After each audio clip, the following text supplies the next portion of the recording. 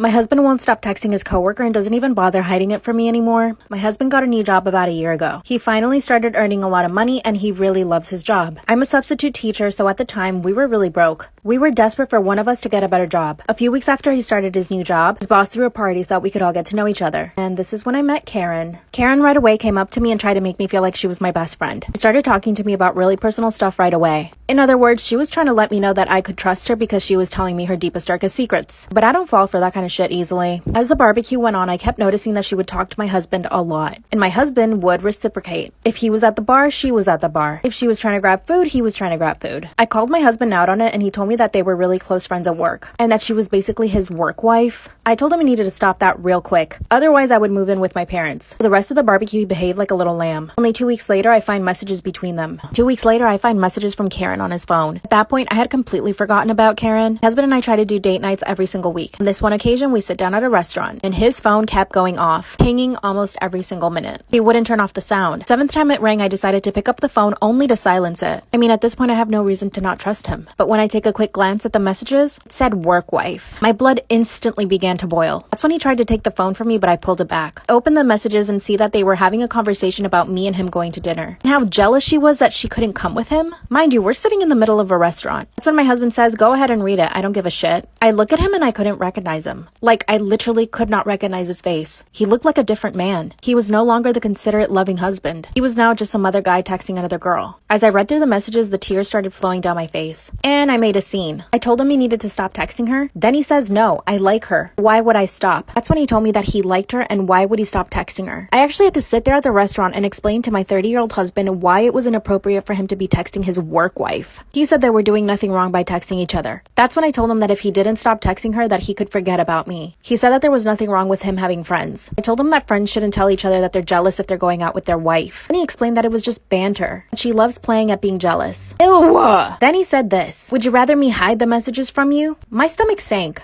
This man clearly does not understand that what he's doing is wrong. We've never had a problem like this before. We've been married 3 years and this has never been a thing. I got up from the restaurant and took an Uber home. Do you think he chased me? No. It wouldn't be another 4 hours until he got home. I asked him where he'd been and he told me that he was just chilling at the restaurant. For 4 hours? I asked him once again if he would stop texting her and he said no. That again, they were not doing anything wrong. But their messages were like boyfriend and girlfriend messages. Things like, what do you want for lunch this week? I miss you. I'm jealous that you're going to dinner with your wife. After he said no, I packed my overnight bag and I went to his parents' house. My parents live 2 hours from me. I told his parents everything and they went over to talk to him right away. And they were pissed. His dad even threatened him to take him out of his will. His parents have my back and told me that I could stay with them. But instead, I went home to my parents. I also just found out that Karen has a boyfriend. Should I tell her man? Or should I just divorce my husband and forget the whole thing? Whatevs. How many close friends do you have? Say you're sitting at a bar and a guy comes up to you and starts talking to you. You think he's kind of cute, so you're like, okay, I'll entertain this for a second. Everything is going great until he starts asking you some personal questions. He asks where you're from. You're like, oh, I'm from Knoxville, Tennessee. He's like, oh, I know some people from Knoxville. You're like, oh, no way, who? And he's like, Sophie Beasel. You're Sophie Beasel. You get really weirded out and you're like, what? And he's like, yeah. And I'm like, how do you know her? And he's like, oh, we used to date. You like start shaking a bit because you're so freaked out, but you don't want to like say that you're her and ruin whatever you're about to find out about this guy. And so you say, oh, you used to date? And it's like, yeah, we dated for like a couple years. And you get up from the table and you run away. You later decide this isn't over. You can't act like you know. So you go back up to him and you're like, what's your name? And he says, oh, I'm Harry Ozzy. And you're like, oh, okay. And then you run out of the bar. The next day you call all your home friends up and you're like, does anyone know a Harry Ozzy? Everybody says no. You ask some more people and everyone's like, no. You ask 10 more people and they say no. No one's ever heard of Harry Ozzy. Okay, so no one knows who this guy is and why he's claiming to have dated you in high school. You start freaking out, but thank God you're a Gen Z girl and you know how to stalk. You go on all social media platforms, Instagram, Facebook, Twitter, everything. Search this guy's name like no other. You're going down a rabbit hole trying to find any information about him. But the weird thing was, it's like he didn't exist. There was nothing, not a single thing about Harry Ozzy. So you panic, you freak out, and you continue to search for months and months and months until your friends have an intervention with you. They're like, this is not healthy. You've been going crazy. And you're like, you're right. I need to stop. So what do? You stop for 3 days. Then you're at the bar, the original bar where you met this guy. And you're standing there looking around. All of a sudden you see him. You immediately start to panic, but you're like, no, this is my moment. I'm not letting this go to waste. You decide to go up to him when he's going to the bathroom, and you follow him over there.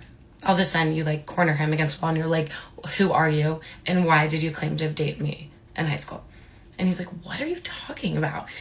And you're like, why did you claim to date me? I'm Sophie Biesel. And he's like, I never said that. I don't know who you are or what you want. And then he like pushed me aside and ran off. I'm so upset. I'm about to start crying. And then I noticed something on the ground. He dropped his ID. I pick it up and I look at it, and it said Ben Sensor. That was my childhood neighbor. So immediately after I realized that the guy claiming to have dated me in high school is my childhood neighbor, I run home to my mom and I'm like, Mom, do you know Ben Sensor? She's like, yeah, the Sensors, they were neighbors growing up. And you're like, well, did I know him well? I don't remember him that much. She's like, you guys were best friends in preschool, and when you were really little, you guys were inseparable. And then you guys went to separate middle schools and you grew apart. And you're like, oh, okay, yeah, I'm remembering this. And she's like, do you not remember him from high school? You guys went to the same high school. You're like, what? No. I didn't think I ever saw him again after preschool. She's like, yeah, you went to your high school. So you immediately run to your room and you pull out your yearbook and you look for Ben Sensor. As soon as you go to the right page, you see him. You see the guy at the bar and you see Ben Sensor. It is him. It is the right guy. And you're like, why would he be saying this? So you keep scrolling through the yearbook and looking around until you see a few photos of him with your ex-boyfriend. Okay, so you're like, do I call my ex-boyfriend, the one who I haven't talked to in 3 years, after we had a major falling out and no one's reached out since? Or do I just forget about this whole thing? And you're like, I would rather forget about this than reach out to my ex. So that's what you do. You last 5 days without talking about it, and then you start obsessing with it over again, and blah, blah, blah, blah, blah. And your friends have another intervention with you. And they say, Sophie, just call him. So you call him. You call your ex-boyfriend up and you're like, hey. And he's like, hey, Sophie. And you're like, do you know Ben Sensor? And he's like, yeah, I know him. And you're like, oh, okay, like how? And he's like, oh, not well. And you're like, well, there's a bunch of photos of you two in the yearbook together. And he's like, oh, yeah, we did some clips together, but that's it. And you're like, okay. And he's like, I gotta go, bye, and hangs up. And you're like, why was that so weird? Like, what's going on? Why was that so bizarre? And you start doing some more research, and you start seeing some more photos of them. And then some more. And then some more. And then some more. And you're like, oh my God. No way. You keep debating on reaching back out to your ex, but you don't. And then all of a sudden you get a phone call. It's your ex. He says, you need to be careful. Sophie, Ben Sensor can be a dangerous guy, and you need to be careful. Like, what do you mean? And they're like, he's just, can be a little weird, so just be careful. And then hangs up the phone. He says nothing else. So you and your ex have a very cryptic conversation where he basically tells you to watch out for Ben Spencer and says nothing else, and then doesn't answer any of your calls after that. So you're paranoid. You're freaking out. You don't want to leave the house. You don't know what's going on, and your parents are worried, and everyone's worried, and so you just lay low. You lay low. Couple months go by. Nothing has changed. You haven't heard anything from the ex. You haven't heard anything from Ben Spencer. Nothing. Then one day your friend Sarah comes over. Sarah's been your friend forever. You love Sarah. She's a great girl. Or so you thought. Sarah comes over and she says, Sophie, I have to tell you something. And you're like, what's going on? She's like, you're not gonna like this. And you're like, tell me, Sarah, what? And she's like, I know Ben Spencer. And you're like, what do you mean? She's like, I know him because he used to hook up with your ex in high school. And you're like, you mean he hooked up with my boyfriend at the time when I was dating him? And you haven't told me this. Why? She's like, I didn't want to hurt you. And you're like, you waited all this time, even since all of this stuff with Ben Spencer has started coming out to tell me? She's like, I'm so sorry. And you're like, get out of my house. Sarah leaves. And you start bawling, crying. You're so upset. You're upset, one, because one of your best friends kept this from you. And two, you're upset because your boyfriend cheated on you with a guy who for probably your entire relationship. But you're not done. You want to know more. You want to know why this has to do with Ben Spencer, like, stalking me or telling everybody that I dated him. Like, what is going on? You freak out and you run to your room bawling, crying. You're so upset, you're melancholy, you're crying in your bed because you just found out that one of your best friends betrayed your trust and your ex-boyfriend was cheating on you your entire relationship. You are bawling, crying in bed, and you don't want to leave. And you don't. For a couple weeks, for a couple months, and you just stay there and cry in your bed. Then one day you wake up and you're like, I'm going to stop feeling sorry for myself and I'm going to start living my life again. And that's exactly what you did. You started having a great time with your friends and your family, and you couldn't be happier. You couldn't give a shit about Ben Spencer or Censor. You were done. You were done with that. Then one morning you wake up and you decide to go on a run. You go on your normal routine through the creek in the woods, and then all of a sudden you hear something. You turn around and it's Ben Spencer. You start going like this and you're like, there's no way. You turn back around and he's still there. You start sprinting as fast as you can, faster than you've ever ran in your entire life. And 10 seconds later, he catches up to you. You weren't the most athletic in high school or in general at all. And he says, where do you think you're going, Sophie? And you're like, what do you want from me? And he says, you're about to find out. He says, so I see that Sarah already told you that me and your ex had a relationship while you guys were dating. And you're like, yep. And he's like, do you want to hear the rest of it? And you're like, not really. And he's like, well, I'm about to tell you. He's like, not only did we have an entire relationship while you were dating, he told me that he was going to leave you for me. He told me that every single week. And did it happen? No. I would just sit in the corner and watch the two of you be a happy couple while me and him were in secret behind closed doors. He told me he was going to come out and he was going to explain everything to everyone, and he never did. So I got jealous. You said, let me go, Ben Spencer, and he said, let me finish the story. I got jealous, and eventually he told me that he didn't want to talk to me anymore, and he ended it. I was so upset, and I was so mad, and I was in need of revenge. So you know what I did? I became obsessed. I became obsessed with his life, with his family, with his friends, with his significant others, including you. I wanted revenge, and I wanted to get back at him. And I'm sorry, you just were collateral damage. You're like, why would you do this? He's like, I knew if I said that I dated you, that it would get back to him. And I knew that's how it would get back to him, and I knew it would scare him. And I knew he would freak out. You're like, oh, why? You've tormented me for so long. Just let me go. And he's like, no, I'm just getting started with you. As soon as he said that, you're like, I'm done. I can't do this anymore. So you start using your taekwondo skills that you learned when you were a kid, and you start, and then he's on the ground. He's knocked out cold, and you ran as fast as you can, and he got up and he said, get back here now. And you said, no. You ran away. You called the police. They never found him. You were scared for months and months and months, but you never heard a word. Nothing. And then eventually you're like, I have to move on. And that's what you did. You moved on. And you grew from this. But since then, you always have wanted to keep your circle small. So you keep your close friends to about 7.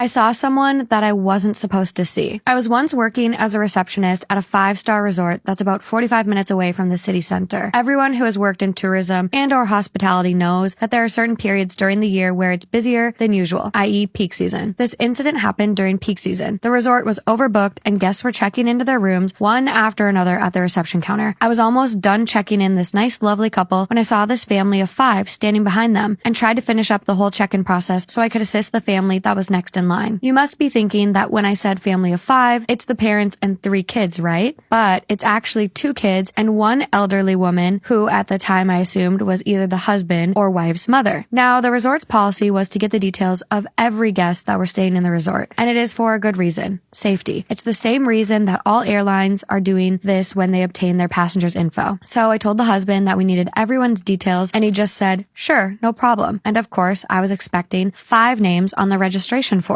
By the time I realized there were only 4 names, the family were already at the concierge area to pick up their luggage and then left to go to their rooms. I couldn't go after them as I was assisting another guest. Like I said, it was peak season. So all I could do was just watch them from afar, walking towards the elevator, then disappearing from sight. The whole time they were walking, the old woman just followed them from behind quietly. But I didn't give much thought to it and went right back to assisting the guest that was in front of me. After the bus had died down at around 4 p.m., I decided to ring the family's room to inform them that they were missing details. The husband came down to the reception alone, and I told him I needed his wife's mother's info. This man just stood there, stared at me for what felt like a minute, and said, "It's only my wife and I and our 2 kids." Me, being confused, obviously said, "But sir, I saw there were 5 of you." At this point, I thought he was lying to avoid paying for a third-person charge for one of the rooms. They got 2 rooms, and one room only has amenities for 2 people. Same goes for the buffet breakfast that's included. He took another minute and asked me what did this elderly woman look like, to which I explained that she had gray hair and it was short, like a bob haircut. I also told him that she was wearing this red Chongzam shirt. Right as I told him that, he quickly took out his phone, frantically scrolled for a few seconds, and showed me a picture of the same woman in the same clothes lying in a closed coffin that had a clear glass cover so you could still look inside. I just nodded slightly and he said that it's his mother. She died unexpectedly a few months ago. I was, to no surprise, too shocked to say anything at this point, but somehow managed to mutter the words, "I'm so sorry for your loss, sir, and I am so sorry about this." He just said it was okay, gave me a small smile, then left without saying anything. When they checked out 2 days later, we just pretended like the whole thing never happened. Luckily enough, the elderly woman was not there. Still get goosebumps just thinking about it till this day. Am I the asshole? My roommate is furious I got a camera for my bedroom. I, 25 female, and my roommate, 23 female, have been arguing for a few days because I got a camera for my bedroom.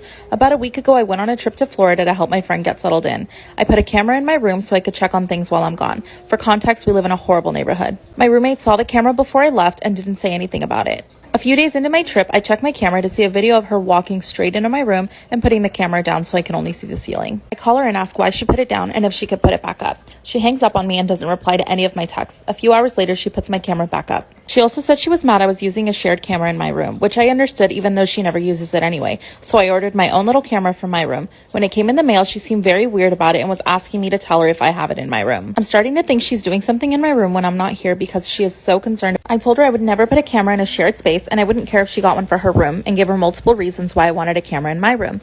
That night, I left to spend the night at a friend's house, and on my way out, she asked me if my camera is up. I tell her yes, and she starts freaking out on me, blowing my phone up with texts and calls, asking if it records sounds, and just being super sketchy. At first, the camera had nothing to do with her, and it was just to make me feel safer in my own room. But now I'm starting to get worried if she's doing something in my room, because I don't really see what the big deal is anyways, since she shouldn't really be in my room anyways. The camera does not record sounds, and I told her I would keep my door shut at all times since she's so uncomfortable about it. However, she's still pissed and saying hurtful things to me, as well as talking about me to her family and friends. I'm not really sure what to do at this point. I honestly didn't really care about having a camera at first, but after seeing her reaction to me having it in my room, I feel like I really do need it. So, am I the asshole? My roommate is furious I got a camera for my bedroom update. So I decided to invest in a spy cam, and I got it in the mail today while she was at work. I'm currently setting it up now and gonna act like my current camera is not working and fake send it back, then go to a friend's house for the night and see if anything happens in my room. I didn't want to take things this far, but I can't get a peace of mind until I figure out the truth. So a few hours after I got to my friend's house, I received an alert from my new camera. I opened up the app to see my roommate practically naked in my room. She was using her phone and was taking what looked like nudes, photos, and videos. I felt absolutely sick to my stomach and couldn't believe how naive I've been. I came home and confronted my roommate, but she said nothing and instead hid her in her room with the door locked. I packed up most of my belongings that night and I'm now back living with my parents. These past couple of weeks have honestly felt unreal and I'm still processing everything. I don't think I'll ever be able to have a roommate after this. Am I the asshole for telling my mother-in-law off after she breastfed my daughter? I, 35 female, have a beautiful baby girl who is 3 weeks old. Husband is a travel nurse and has recently left for another state again. My mother-in-law moved in with us prior to me being 6 months pregnant. She had a severe gambling addiction and got into heavy debt. My husband paid it off and unfortunately used half of his income. Her debt ate about a huge portion of our savings account. She would kiss my belly and say weird shit like, "How's my daughter doing in there? I can't wait to meet you. Hey little girl, if you act up, I'm gonna have to spank you." She then laughed it off like the sicko she is. When I gave birth, I wanted only me and my husband in the room, as this is one of the most vulnerable times of my life where my lady parts are going to be exposed and I'm going to experience the hell of labor. My mother-in-law screams and cries, calling me a bitch and saying I'm being inconsiderate.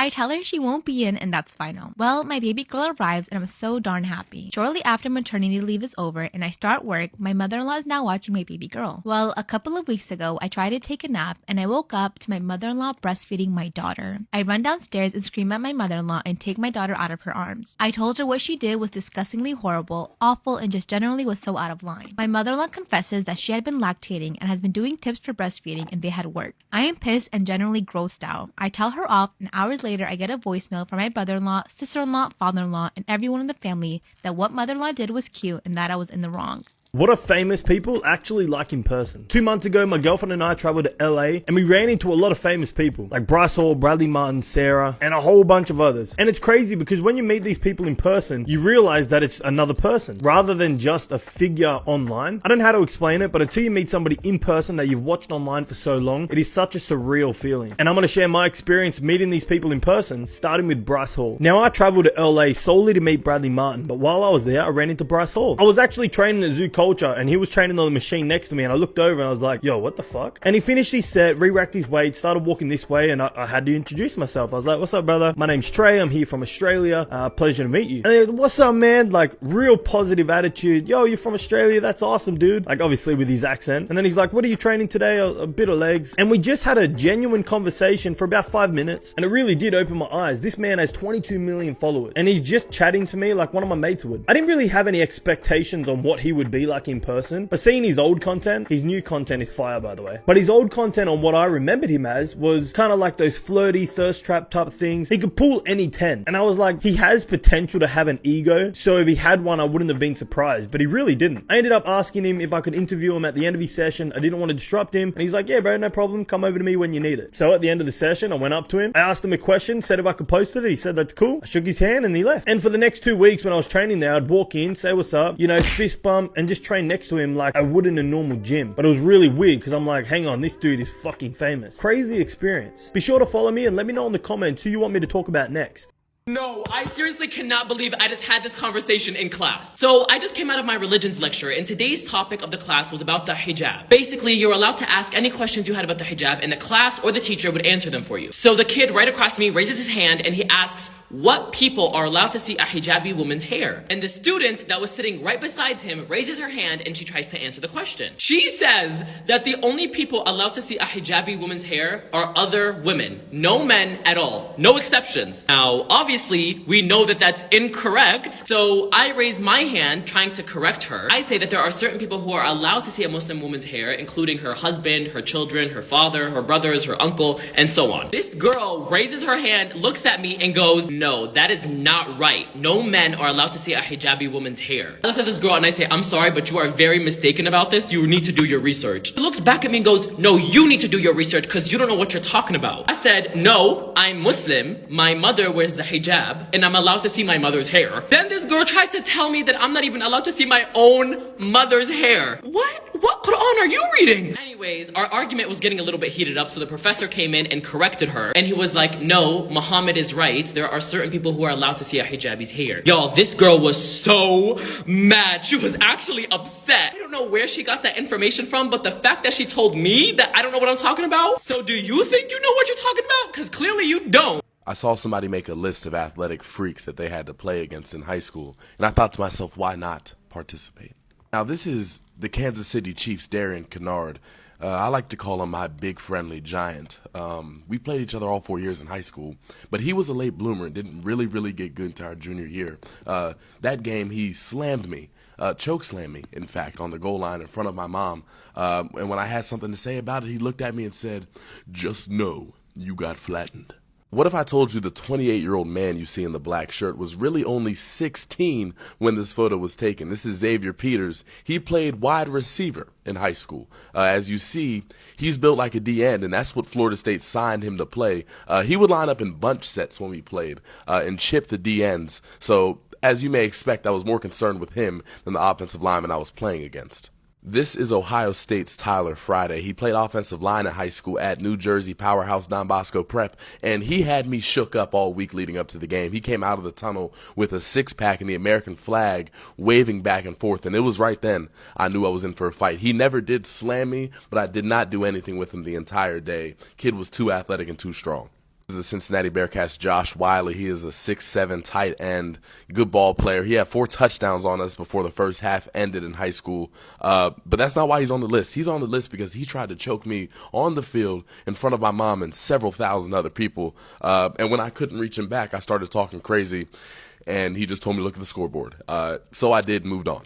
The man right here you see with no helmet on plays for Baylor. His name is Jacob Gall. He was my high school center. As you can tell, he has no regard for his own body, so you can imagine what he'll do to yours. He was a physical presence and absolutely deserving to be on my list.